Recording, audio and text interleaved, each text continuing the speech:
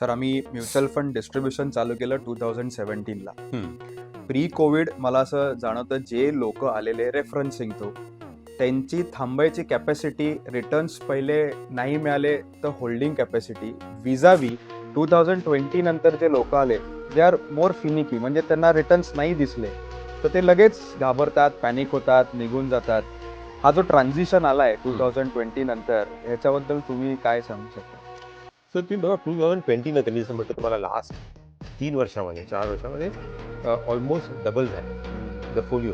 बरेच नवीन इन्व्हेस्टर आले आणि ते नवीन इन्व्हेस्टर जे आले ते शक्यतो बिकॉज ऑफ ऑनलाईन प्लॅटफॉर्म्सवरनं. बिकॉज त्या कोविडच्या नंतर आपण बघितलं की ऑनलाईन प्लॅटफॉर्म्स जे आहेत झिरो झाले, ग्रो आणि बरेच असे प्लॅटफॉर्म्स आहेत त्याच्या थ्रू इन्व्हेस्टर झाले आणि ते शक्यतो यंग जनरेशन म्हणजे ते टेक सॅव्ही होते राईट आणि ते मार्केटमध्ये आले आणि त्यांचं उद्देश माझ्या मते होता की झटपट रिटर्न. तुम्हाला पण म्युच्युअल फंड जर्नी चालू करायचे, जनरेशनल वेल्थ क्रिएट करायचे तर या वीकला अपॉइंटमेंट लिहून पाठवा.